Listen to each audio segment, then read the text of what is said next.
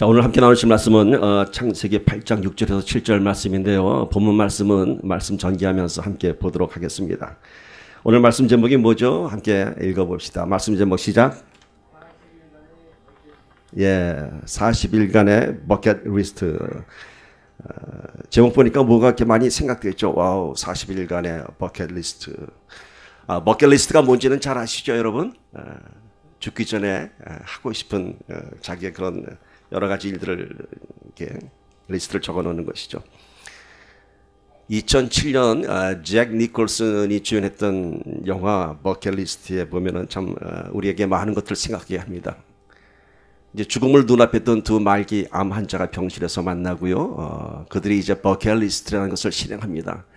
스카이다이빙도 해보고요, 고급 스포츠카를 타고 경주도 해보고 정말 평소엔 상상도 할 수 없었던 일을 합니다. 죽음을 눈앞에 그들에게 겁날 것이 없었고 뭐 체면 차릴 것도 없었죠. 그런데 그 영화의 끝은 우리에게 많은 것을 생각하게 합니다. 결국 그들의 버킷리스트를 실행하면서 한 주인공은 아내와의 사랑을 확인하게 되었고요. 또 한 주인공은 관계가 깨졌던 자기 딸과의 관계가 회복이 되고 사랑이라는 것을 회복하는 것을 보게 됩니다. 여러분, 지난 수요일은 이제 제2의 수요일이라고 아까도 말씀드렸다시피 사순절이 시작이 됩니다.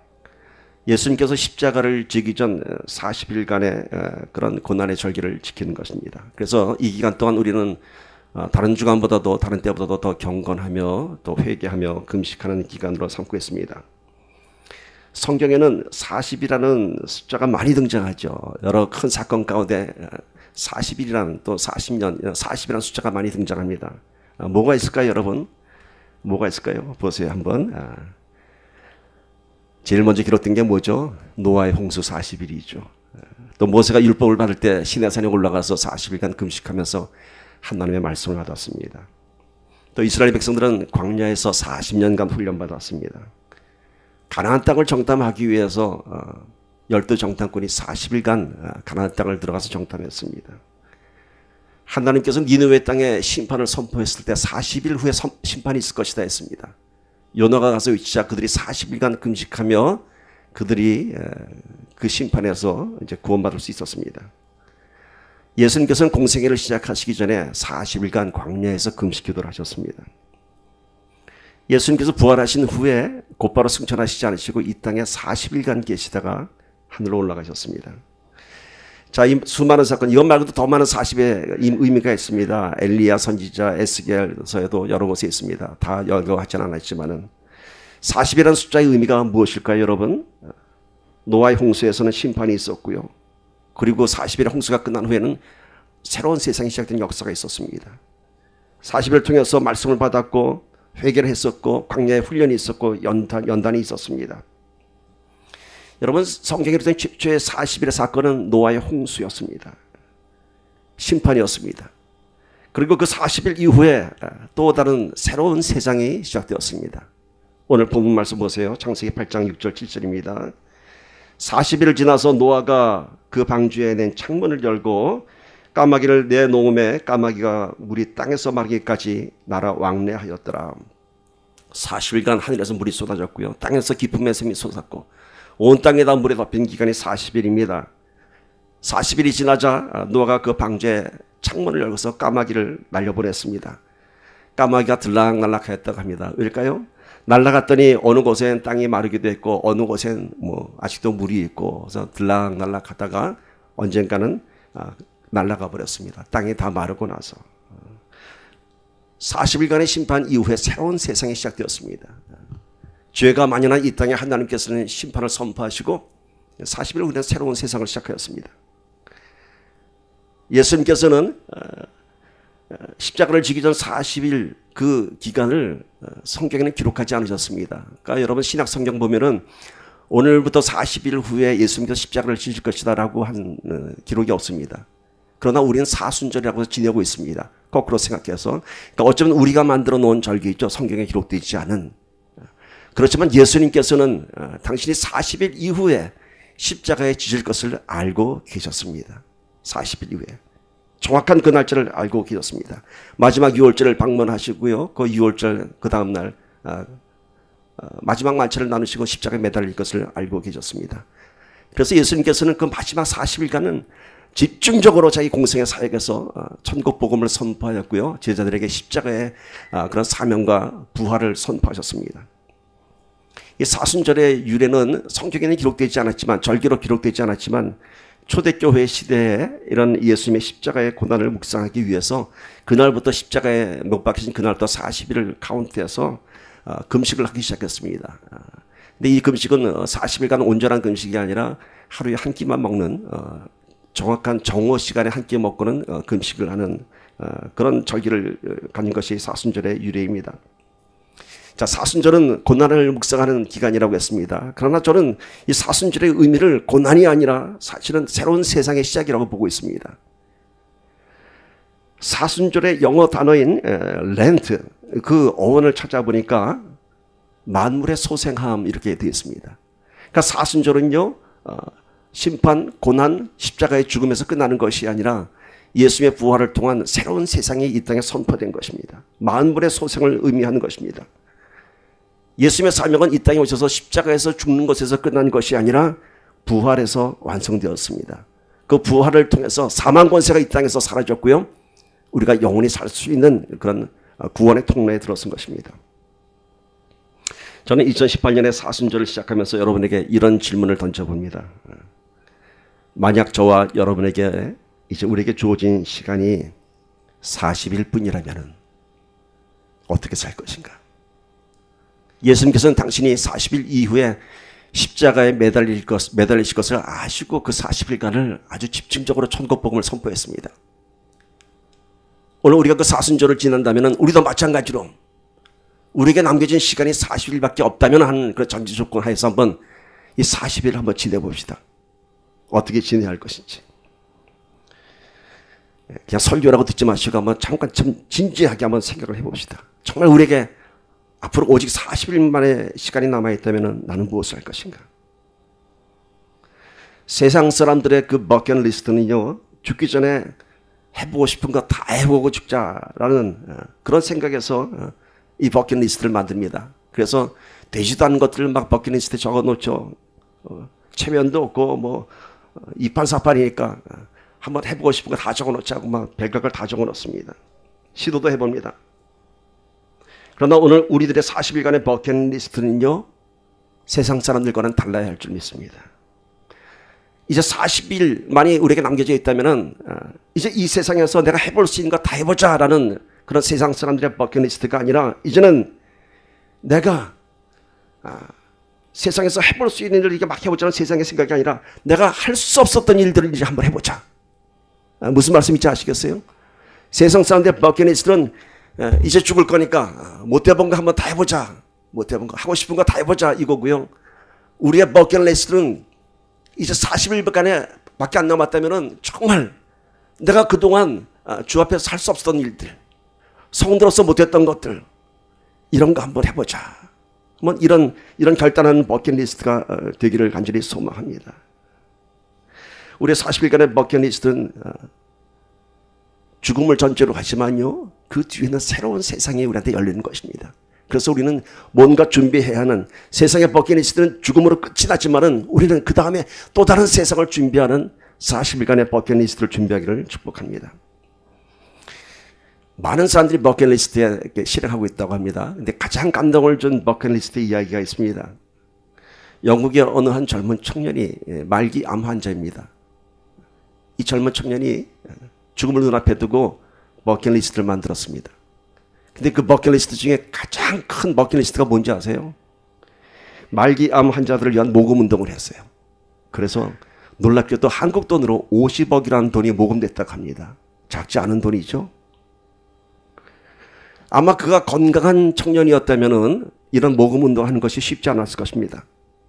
그러나 그 자신이 죽음을 눈앞에 둔 사람이었기에 사람들에게 많이 공감되었고 감동으로 동참할 수 있었을 것입니다. 오늘 우리에게 죽음이 전제된다면 아마도 우리는 평소에 생각하지도 못했던 일들을 할 수 있을 것입니다. 40일만 지금 우리에게 남겨져 있다면 평소엔 생각할 수 없었던 일들을 우리가 할 수 있을 것입니다. 하루하루가 너무나 소중할 것입니다. 용서할 수 없었던 사람들을 용서할 수 있을 것입니다. 내가 죽음 앞에서 누구를 용서하지 못하겠습니까? 사랑하지 못했던 사람들을 이제 40일간이라도 사랑할 수 있을 것입니다. 복음을 전하지 못했던 사람들에게 이제 복음을 전할 수 있을 것입니다.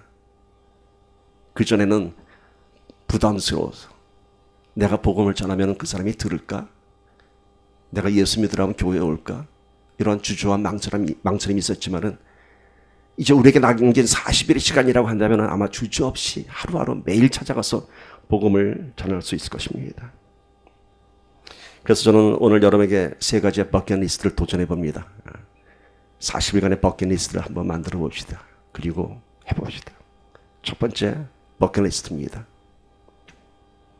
읽어봅시다. 시작. 40일간 진짜 크리스찬이 되어서 살아보기. 진짜 크리스찬이 되어서 살아보기. 여러분 이 버킷리스트를 읽으면서 마음이 찔리십니까? 아니면 좀 불쾌하십니까? 진짜 크리스찬, real 크리스찬. 저도 마음이 찔립니다. 어느 누구 하나 난 I am real Christian 하면서 이 질문에 대해서 불쾌하다고 할 사람은 없을 것입니다. 여러분 원종수 권사님이라고 아마 잘 아실 거예요. 벌써 한 25년 지났네요. 그분의 간증 테이프에 아주 큰 무리를 일으켰습니다. 큰 은혜를 주었습니다. 근데 그분이 그 간증 테이프의 제목이 뭐냐면 Are you real Christian입니다. 원종수 권사님 모르시는 분은 꼭 오늘 가서 유튜브에 원종수 권사님 치면 그 간증이 나옵니다. 꼭 한번 들어보세요. 아주 놀라운 하나님의 그런 그 사람 속에 역사하신 일들을 볼 수 있을 것입니다. 그분도 매일같이 Are you real Christian? 자신에게 물어본다고 합니다. 2009년도에 출판된 이런 책이 있습니다. 책 표지를 좀 한번 볼까요? 제가 이거 아마 이 책 나왔을 때 여러분에게 보여드렸던 기억이 나는데 미친 척하고 성경 말씀대로 살아본 1년 이런 책이 있습니다. 이 책을 쓴 사람은 제이콥스라는 사람인데요. 뉴욕의 언론인이고요. 아주 그 학문적으로 뛰어난 사람입니다. 그러나 예수님 믿지 않았습니다. 이 사람이 한번 성경 말씀대로 한번 미친 척하고 살아보기로 했습니다. 그는 전형적인 뉴요커였습니다. 좌충우돌하는 코믹한 이야기들이 이 책에 많이 그려져 있습니다. 실제로 저렇게 모세처럼 저렇게 저런 옷을 입고 맨하탄에서 저러고 서 있었다고 합니다. 이런 사건도 있었어요. 주일날 지나가는 사람들에게 조그만 돌멩이를 던졌다고 합니다. 안식일을 지키지 않는다고. 그러면서 만난 사람은 황당하죠. 웬 미친 사람이 돌 던지다고. 그럼 꼭 양해를 구했다고 합니다. 제가 지금 성경 말씀대로 한번 살아보는 거기 때문에요. 당신은 지금 안식일을 지키지 않고 있기 때문에 제가 돌을 던지라 한 대로 돌을 던지고 있습니다. 이해해 주세요 하면서 요만한 돌멩이 던지는 거예요. 1년 후에 그는 어떻게 됐을까요? 그는 리얼 크리스천이 되었습니다. 왼쪽은 성경 말씀대로 살았던 그런 머리 기른 구약의 모세 같은 모습이고요. 그 이후에 저는 정말 리얼 크리스천이 되었습니다. 이 얘기를 다 하기는 너무 시간이 많고요. 이해할 수 없었던 수많은 성경의 이야기들이 1년 동안 실제로 살아봤더니 이해하게 되었고 리얼 크리스천이 되었다고 합니다. 여러분 우리 첫 번째 버킷리스트는 40일간 진짜 성도 되어보기입니다. 40일간의 의미는 먼저 죽음이 전제되어 있습니다. 죽음이 전제되어 있습니다. 어느 말기암 환자의 아내의 간증을 들었는데 참 저에게 충격적이었고 참 감동적이었습니다. 남편이 위암 말기 환자고 이제 죽음을 눈앞에 두는데요. 남편이 그냥 죽어가는 것이 아니라 사업체가 다 도산됐고 남편이 도박도 하고 뭐 보니까 어마어마한 빚만 남겨놓고 남편이 세상을 떠나게 됐습니다. 예수 믿지 않는 여자였고요. 너무 좌절했고 앞으로 닥쳐올 일을 생각해보니까 너무 두려웠어요. 그래서 나도 죽어야겠다. 그거밖에는 피할 수 있는 길이 없었다고 합니다. 그래서 막상 죽겠다고 생각해보니까 죽음이 너무 두려운 거예요. 막상 죽겠다고 하니까 죽음이 감당할 수 없는 거예요. 그분이 그렇게 얘기합니다. 막상 죽으려고 했더니 이 세상 그 어떤 인생의 문제보다도 두려운 것은 죽음이었다라고 얘기합니다. 빚진 거, 회사가 망한 거, 아이들과 길거리에 나서는 것들, 죽음 앞에서는 아무것도 아니었다고 합니다. 이분이 결국은 그런 과정을 통해서 예수 믿게 되었고, 남편이 그런 죽음 직전에 복음을 영접하고 천국 가는 모습을 실제로 확인하고, 그런 지금 많은 간증 집회를 다니고 있습니다. 여러분, 죽음을 어떻게 평가하는가에 따라서 그 버킷리스트가 달라집니다. 죽음은 끝이다, 아무것도 없다, 그러면은 세상 사람들처럼 황당한 버킷리스트가 나옵니다. 이판사판 죽을 건데 뭐 어때? 그렇죠. 그러나 이제 내가 40일 후에 주님 앞에 간다. 죽음으로 끝나는 것이 아니라 내가 죽으면 주님 앞에 간다. 그리고 그때 새로운 세상이 열린다. 이것을 우리가 안다면은 우리의 버킷리스트는 아마 처절하게 달라질 것입니다. 마지막 남은 시간이라도 진짜 크리스찬이 되어서 살아야겠다는 그런 각오가 생길 것입니다. 그 40일간이 너무 아까울 것입니다. 주님 앞에 갈 생각을 하면은 지금까지 살아온 인생의 시간들이 너무 안타까울 것입니다. 기독교의 가장 핵심적인 교리는 다시 사는 것, 부활입니다. 부활입니다. 그렇다면 우리가 최소한 부활을 믿는 성도라고 한다면 오늘 우리는 그 죽음 앞에서 부활을 준비하는 우리의 인생이 되어야 하지 않겠습니까? 40일뿐이 아니라도 40일 이후에라도 주님 앞에 나아갈 날을 준비하는 리얼 크리스천으로 살아가는 것, 이것은 오늘 우리의 버킷리스트가 아니라 사실 우리가 이 땅에 살아가야 할 우리의 목적인 것입니다. 그런데 우리가 Are you real Christian 질문 던졌을 때 마음이 찔렸죠. 저도 찔렸어요. 왜 나는 진짜 성도처럼 살지 못하는가? 나는 무엇을 위해서 살아왔는가? 나는 왜 그렇게밖에 못 살았을까? 여러 가지 후회스러운 인생들을 돌아보면서 이런 질문을 던져봅니다. 과연 내 안에 누가 있었을까? 내가 살아온 인생, 또 지금도 내 인생을 돌아보니까 여전히 나밖에 있지 않은가? 나를 위한 인생, 내가 살기 위한 인생. 오늘 우린 크리스찬이면서 성도이면서도 여전히 내 속에 나를 끌고 가는 내 자신을 보게 됩니다. 내 인생 때문에 살아가는 나를 봅니다. 여러분, 그 바울마저도 그런 얘기 하지 않습니까? 그 위대한 복음 사명자도 내 안에 하나님의 법이 있고 죄의 법이 있는데 내가 하나님의 법을 사랑하면서도 결국은 죄의 법에 쫓아가는 내 자신을 보면서 참담하다고 합니다. 우리 한국 고전지금은 오호 통제라 그런 말이 있죠. 그러면서 바울이 그러지 않습니까? 나는 날마다 죽는다고 합니다. 날마다 죽는다고 합니다. 그 의미가 뭘까요? 내 안에 있는 죄 때문에 내가 죽겠다고 합니다. 여러분, 리얼 크리스천이 된다고 하는 것은요, 그냥 되는 것이 아닙니다. 리얼 크리스천은요, 거룩한 죽음을 경험해야 됩니다. 육신의 죽음이 아니라 거룩한 죽음. 지금 우리가 살고 있는 것은요, 내가 살고 있는 것이 아니라, 내 자아가 살고 있는 것이 아니라, 내 인격자가 살고 있는 것이 아니라, 더 깊이 들여다보면 내 죄가 살고 있는 것입니다. 여러분, 잘 들여다보세요. 우리 인생을 끌고 가는 이 모든 그 근원들은 내가 아니라, 내 인격이 아니라, 내 학력이 아니라 내 안에 있는 죄의 근원들이에요. 그것들이 내 인격을 장악하고 그것들이 내 생각을 좌우하고, 그래서 내 인생이 그렇게 끌려가는 거예요. 그래서 리얼 크리스천이 되지 못하고 예수 믿지만 우리 안에 평강이 없고 날마다 불안하고 두렵고 불평만 가득하게 됩니다. 그 이유는 여전히 내 안에 죄가 나를 장악하고 있기 때문인 것입니다. 목사인 나도 내 안에 그 죄라는 속성이 지금도 여전히 있습니다. 저건 날마다 죽어야 됩니다, 여러분. 그래야지 살 수 있습니다. 사람은 영적인 피조물이 되어서요, 자신의 영적인 상태를 누구보다도 잘 알고 있습니다. 배워서 되는 것이 아닙니다. 나의 영적인 상태를 나는 잘 알고 있습니다. 그런데 누가 모르냐면은 육적인 존재, 내 생각, 내 정신, 그러니까 내 육신은, 내 육적인 존재의 나는 그걸 느끼지를 못해요. 그러나 내 안에 속 사람은 알고 있어요. 여러분, 우리가 지금 인생 살아가면서 왜 인생은 이렇게 힘들까? 예수 믿는데 왜 이렇게 힘들까? 왜 그런지 아세요? 아직 내 안에 속사람이 지금 애통해하고 있는 거예요. 뭐 때문에? 내가 죄에 끌려가고 있기 때문에. 죄에 끌려가고 있기 때문에.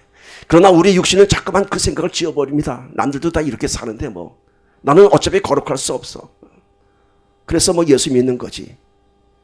그럼 예수 믿으면 날마다 죄 짓고 그렇게 살아도 되는 건가요? 아니죠. 그 죄의 실체를 본다면은 그렇게 살 수가 없습니다. 왜 우리가 죄에서 이겨나지 못할까요? 우리가 말씀 보고 기도하면서 죄를 떨궈뜨리고 싶은데 안 돼요. 여전히 죄에 사로잡혔습니다. 왜 그럴까요? 여러분, 죄는 암 같은 존재라서 일단 서서히 우리를 장악합니다. 처음은 그 죄가 얼마나 무서운지 몰라요. 그 죄에 대한 인식도 없어요. 서서히 우리를 장악합니다. 그리고 그 죄는 절대로 우리 안에 죄만 싹 뽑아서 죽일 수가 없습니다. 암세포처럼. 암세포는 사람을 죽일 때 자기도 죽는 겁니다. 자기가 침투한 그 육신이 죽을 때 암세포도 죽는 거예요. 절대로 암만 따로 죽지 않습니다. 여러분, 암세포가 내가 죽어야 죽는 것처럼 내가 죽어야만 내 안에 죄가 죽습니다. 날마다 죽어야 하는 영적인 원리가 여기 있습니다. 내가 죽을 때 내 안에 죄의 속성이 죽습니다. 그래서 바울이 날마다 죽겠다고 하는 것이 그겁니다. 날마다 자라는 나의 죄의 뿌리들을 죽이겠다는 겁니다. 내가 죽으면은 그 안에 누가 들어올까요, 여러분? 나의 죽음을 고백하면은 그 안에 그리스도가 오는 것입니다. 그 안에 그리스도가 오는 겁니다. 아까 위암 말기암 환자의 아내가 간증하면서 그럽니다. 자기는 예수는 역사적 인물인 줄 알았대요. 그런데 남편의 죽음 앞에서 어느 전도사님이 들려주는 단순한 복음의 얘기, 하나님께서 이 땅에 사람의 형체로 오셨고 그분이 예수님이고 그분이 우리를 위해서 십자가에 못 박혀 죽으셨고 부활하셔서 우리가 구원받았다. 이 단순한 얘기가 하늘이 무너지는 것처럼 들렸다고 합니다. 그분이 예수였어요. 그분이 예수였어요. 수도 없이 들었던 예수인데 그날 자기의 심령을 깨부셨다고 합니다. 그리고 부활의 소망을 받습니다. 여러분, 우리의 거룩한 죽음이라고 한 것은 바로 이겁니다. 내 안에 죄의 속성에 사로잡힌 나를 보면서 하나님 나를 죽여주시옵소서. 나를 죽여주시옵소서. 어떻게 죽을까요? 어떻게 죽을까요? 진실한 신앙 고백. 그러면 놀라운 일이 벌어집니다. 놀라운 일이 벌어집니다, 여러분. 많이 보지 않습니까, 여러분? 처음 이렇게 회심하는 사람들 엉엉 울면서 무슨 회개가 그렇게 많은지. 그 안에 예수 그리스도가 들어오셨기 때문인 것입니다. 그렇게 내가 죽으면 이제 비로소 우리 마음 가운데 평강, 피스가 찾아옵니다. 우리의 마음은 절대로 이 땅의 것으로 찾아오지 않습니다. 아무리 많은 물질을 가져도, 아무리 많은 사람들이 얘기하는 행복을 가졌다 해도 결코 그 마음에 평화가 없습니다. 오직 하늘에서 내려온 평화가 우리를 평안하게 합니다. 찬양 가수도 있지 않습니까? 평화가 평화로다 하늘에서 내려오네. 그런데 내 안에 죄가 있는 한 우리에게는 평강이 없습니다. 그러나 내가 죽고 내 안에 그리스도가 산다면은 우리는 가난해도 우리 마음이 부유합니다. 병들어도 두렵지 않습니다. 빌립보서 1장 21절 보세요. 이는 내게 사는 것이 그리스도니, 그러니까 내 안에 사는 것이 그리스도니 죽는 것도 유익함이라. 죽는 것도 유익함이라. 내가 죽었더니 내 안에 그리스도가 산다고 하는 것이죠. 여러분, 이 40일간 나를 죽이고 죄에 끌려가는 나를 죽여주고 리얼 크리스천, 진짜 성도가 한번 되어봅시다. 저와 여러분의 죽음을 통해 40일 후에 우리의 가정이 회복되고 교회가 회복되고 하나님 나라가 회복되는 부활의 영광을 함께 맞이하기를 축복합니다. 두 번째 버킷리스트 뭘까요? 40일간 진정한 회개를 고백하기. 여러분 죽기 전에 회개는 해야 될 것 아닙니까? 그냥 그 죄가 다 갖고 갈 수 없지 않습니까? 회개를 해야지만이 거룩한 성도가 되고 리얼 크리스천이 될 수 있습니다. 그런데 아까 그랬죠? 내 안에 죄의 모습을 보면서도 우린 죄에 끌려간다고. 진정한 죄의 회개는 여러분 나의 죄의 모습을 발견하는 것에서 회개가 시작되지 않습니다. 나의 더러운 죄의 모습을 보면서 내가 이렇게 더러운 죄 속에 있구나 하고 절대로 회개하지 않습니다. 그냥 넘어갑니다. 이게 저예요 하고 전 어쩔 수 없어요 하고 넘어갑니다. 그런데 우리가 언제 회개할 수 있느냐? 놀라운 하나님의 사랑을 우리가 경험할 때 회개할 수 있습니다. 강요된 회개는 형식에 불과합니다. 교회 와서 회개하라고 하니까 그냥 입술로 지난주에 한 주간의 죄를 고백합니다. 뭐 이런 회개. 여러분, 진정한 회개는요, 하나님의 용서와 사랑을 경험할 때 회개가 나오는 것입니다. 진정한 회개는 자기의 죄의 더러운 모습을 발견하면서 시작되는 것이 아니라 그 더러운 죄로 묶인 나를 여전히 사랑하시는 하나님을 알 때, 그 하나님의 사랑을 느낄 때 비로소 회개가 고백되는 것입니다. 예수님께서 부활하시고 베드로에게 오셔서 네가 더 나를 사랑하느냐 3번이나 물어보셨어요. 베드로의 대답이 뭔가요? 주께서 아시나이다. 이게 뭔가요?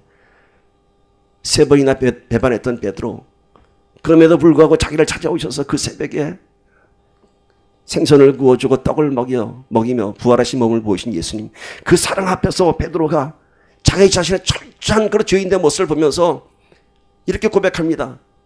주께서 아시나이다. 나는 이제 죽기까지 따르리이다. 이런 고백이 있습니다. 예수님께서 3번 질문하셨어요. 네가 더 나를 사랑하느냐? 너 나를 3번 배반했지만 난 그래도 너를 위해서 죽었어. 난 지금도 너를 사랑해.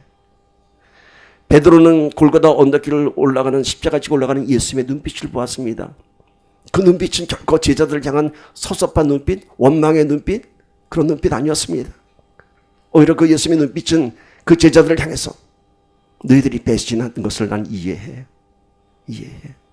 그래도 나는 너희들을 사랑해. 그런 긍휼의 눈빛이었습니다. 그런 예수님의 사랑을 확인한 베드로가 죽기까지 순교자의 모습으로 그 사명을 감당한 것입니다. 여러분, 회개는 매질과 심판으로 이루어지는 것이 아니라 사랑으로 이루어지는 것입니다. 큰 사랑을 경험할 때 진정한 회개를 할 수가 있는 것입니다. 전 경북대 총장님의 어떤 칼럼입니다. 이름은 제가 밝히지 않겠습니다. 제가 이걸 한 몇 년 전에 보았는데, 경상남도 산청에 찢어지게 가난한 소장농의 아들로 태어났습니다. 하나밖에 없는 아들, 귀한 아들이었습니다. 찢어지게 가난한 소장농의 아버지는 자기를 대구중학교에 유학 보냈습니다. 그 가난한 집안에서. 근데 자신은 공부를 못했다고 합니다. 자기가 공부를 잘해서 아버지가 이놈 좀 공부 좀 시켜야겠다 보낸 것이 아니라 공부를 못한데도 아버지가 대구중학교로 유학을 보냈다고 합니다. 중학교 1학년 첫 여름방학 성적표를 받았는데 68분의 68. 뭔지 아시죠? 68분의 68. 차마 그걸 갖고 고향에 들어갈 수 없었다고 합니다.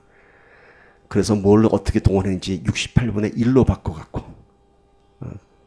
아버지께 떨리는 손으로 내어드렸습니다.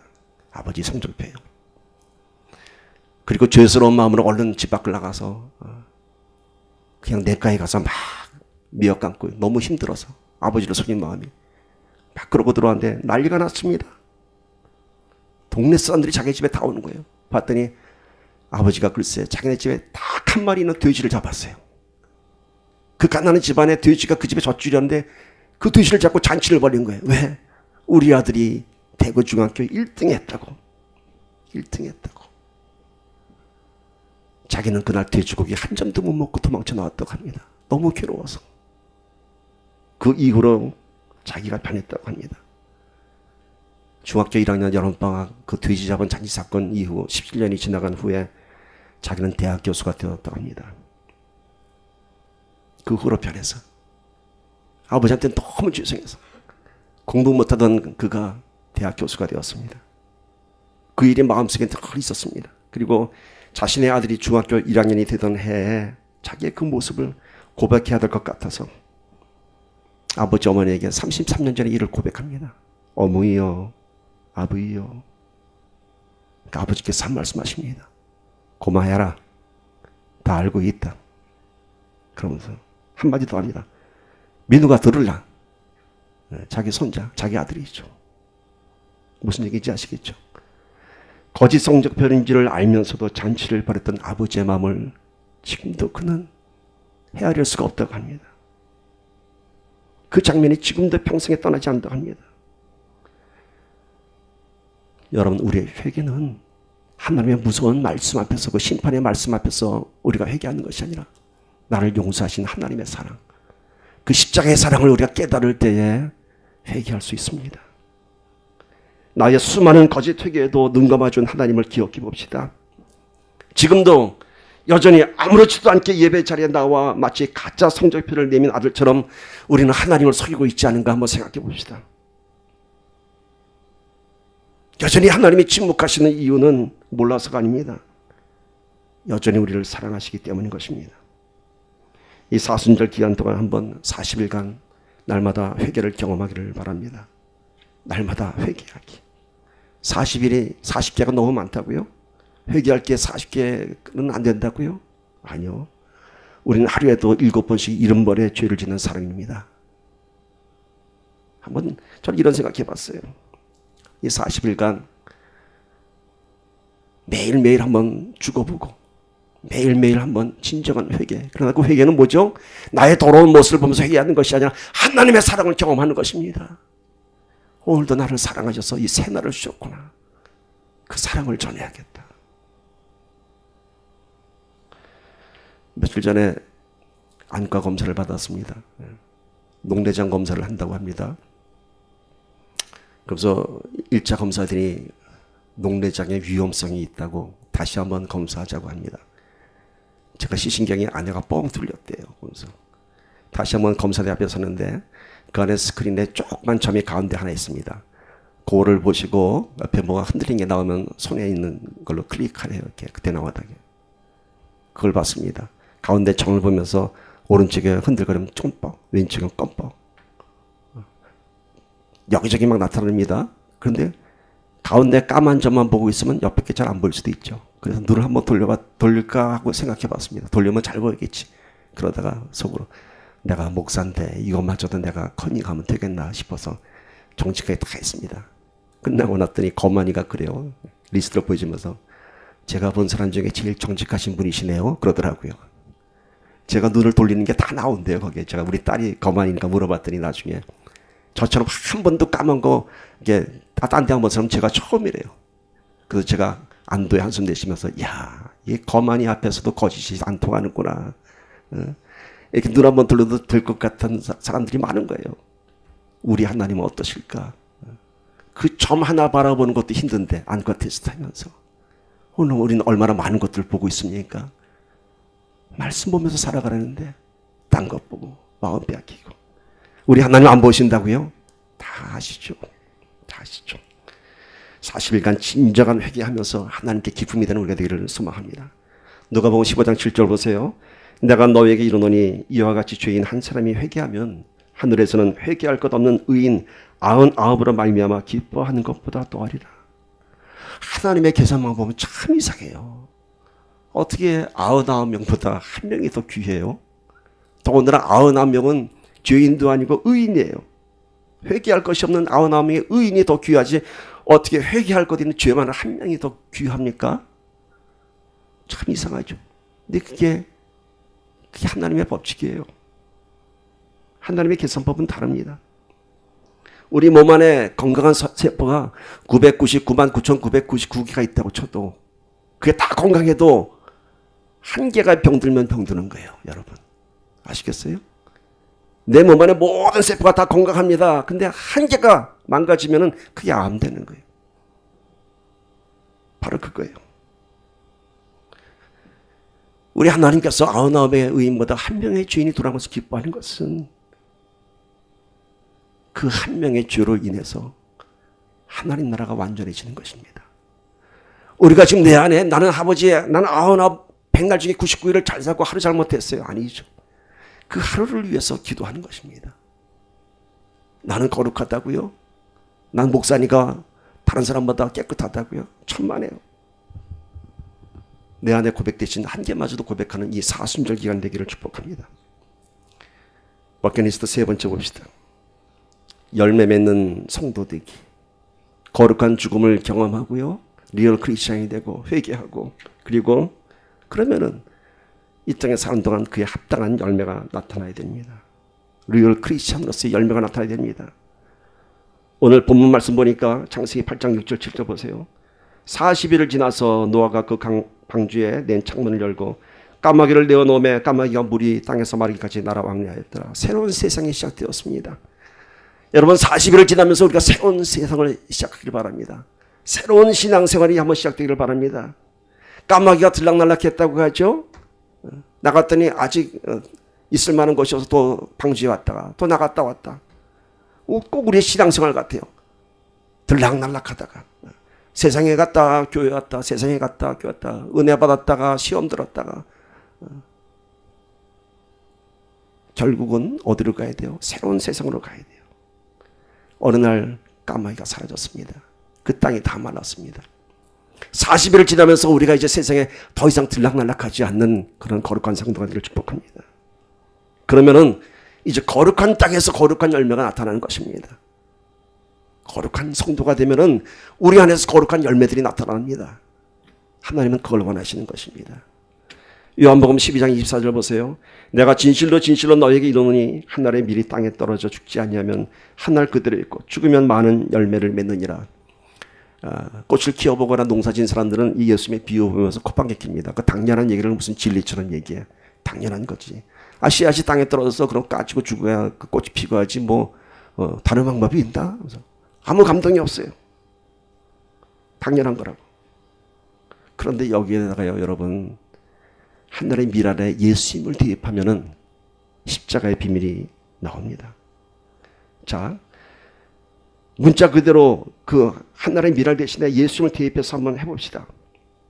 내가 진실로 진실로 너에게 이르노니 내가 땅에 떨어져 죽지 않으면 나는 그대로 있고 내가 죽으면 많은 열매를 맺느니라. 여러분 예수님께서 십자가에 죽으셨기 때문에 지금 이 땅에 수많은 영혼들이 구원의 열매를 맺는 것입니다.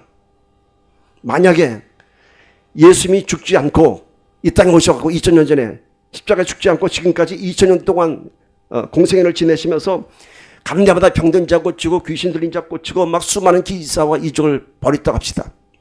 지금도 예수님 살아계셔서 지금도 2000년 전에 오신 예수님이 지금 2018년에도 오셔서 이 LA 땅에 오셔서 오늘 병든 자를 고치고 암 들린 사람이 갔더니 예수님이 손을 만졌더니 다 아멘하고 할렐루야 눈 먼 자가 눈을 뜨고 막 이런 일이 벌어졌다고 합시다. 세상은 어떻게 변할까요 여러분? 아마 모두 다 예수 믿을 거예요. 세상은 모두 다 예수 믿을 거예요. 근데 왜 예수님은 안 그러시고 그냥 죽으셨을까? 그 힘든 부활을 얘기하시면서 여러분 만약 예수님께서 지금까지 살아계셨다면 사람들이 눈으로 보고 확인하고 이 기사와 이적을 보니까 다 예수님이 구세해 주신 것을 믿을 것입니다. 예수님은 모든 사람들이 지금 슈퍼맨이 되었을 것입니다. 그런데 이것이 과연 예수님께서 이 땅에 오신 목적일까요? 오셔서 권능을 보이며 2000년 동안 계속 병든 자를 고치고 죽은 자를 살리고 이런 게 이게 예수님의 사명일까요?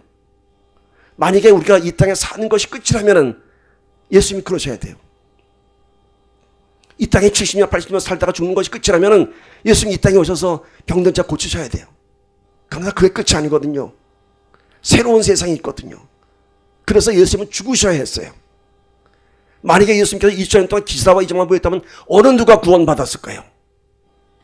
구원받은 사람 하나도 없습니다. 그래서 예수님께서는 십자가에 못 박혀 죽으셨습니다. 그것이 이 하늘의 미랄이 땅에 떨어져 죽어야지만이 많은 열매를 맺는 십자가의 비밀입니다. 예수님께서 이 땅에 오신 것은 하나님의 그 권능을 보여주기 위한 것이 아니라 우리들을 살리기 위해서인 것입니다. 우리가 예수님을 믿는다고 하는 것은 예수님의 그 놀라운 권능, 하나님의 능력을 믿는 것이 아니라 예수님께서 우리의 죄 때문에 십자가에서 죽으시고 다시 사셨다는 것, 또 그 일을 통해서 우리가 다시 살 수 있다는 것을 믿는 것입니다. 이 미랄의 비유는 예수님만을 비유한 것이 아닙니다.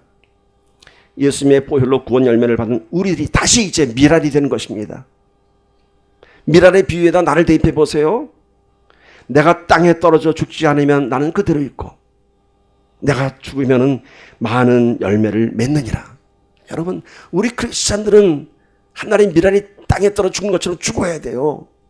이게 무슨 얘기냐면요, 우리가 예수 믿어서 은혜 받고 축복받은 얘기만 하면 세상은 변하지 않습니다. 나 예수 믿고 기도했더니 내 암이 달았어, 내 사업이 번창했어, 이거 세상 껐떡도 안 합니다. 그런 일도 있을 수 있어야죠. 그러나 세상이 변하는 것은 뭔가요? 나에게 고난이 찾아오고 고통이 찾아오고 이해할 수 없는 일들이 벌어진다 해도 내 안에 평강이 있다면, 그 믿음을 지킨다면 그것이 세상을 변화시키는 것입니다. 이것이 바로 우리가 거룩한 죽음을 세상에 선포하는 것입니다. 그럼 또 이렇게 얘기하죠. 예수님은 우리의 죄를 대신해서 죽으셨지만 왜 우리까지 죽어야 돼? 왜 우리까지 죽어야 돼? 여러분, 왜 그러냐면요, 우리가 이 땅에 태어날 때 우리는 죄의 씨앗을 갖고 태어났지만은 예수님의 죽음을 통해서 이제는 우리 안에 생명의 씨앗이 생겼어요. 이제는 다른 존재가 되었어요. 그래서 우리가 그 생명의 싹을 다시 퍼뜨려야 되는 거예요. 내가 열매 맺는 성도가 되어서. 요한복음 12장 25절 보세요. 자기의 생명을 사랑하는 자는 잃어버릴 것이요, 이 세상에서 자기의 생명을 미워하는 자는 영생하도록 보존하리라. 나의 생명을 미워한다는 것은 나의 죄를 미워하고 나의 육신을 죽일 수 있는 것을 얘기합니다. 미랄의 사명은 죽는 것입니다. 죽어야 열매 맺고 영생 맺는 것입니다. 여러분, 우리의 신앙생활은 선포고 결단인 것입니다. 내가 죽기로 결단한 날, 그날부터 우리는 다시 살게 될 것입니다. 내가 죽지 않았을 때는 나 혼자 살기도 힘들었는데 내가 죽으니 내 안에 평강이 차지하고 내가 죽으니 내가 많은 열매 맺는 거룩한 성도가 되는 것을 여러분들은 확인하게 될 것입니다. 여러분, 40일간 우리 한번 세계 버킷리스트대로 한번 지켜봅시다. 뭔가요? 리얼 크리스천, 거룩한 죽음을 경험하며, 두 번째, 진정한 회개, 하나님의 사랑을 경험하며, 이제 그를 통해서 내가 열매 맺는 성도가 되기를 축복합니다. 40일간 저와 여러분이 매일 거룩한 죽음과 회개를 통해서 우리의 가정과 교회의 놀라운 회복의 역사가 시작되기를 주님의 이름으로 간절히 축원합니다. 우리 기도합시다.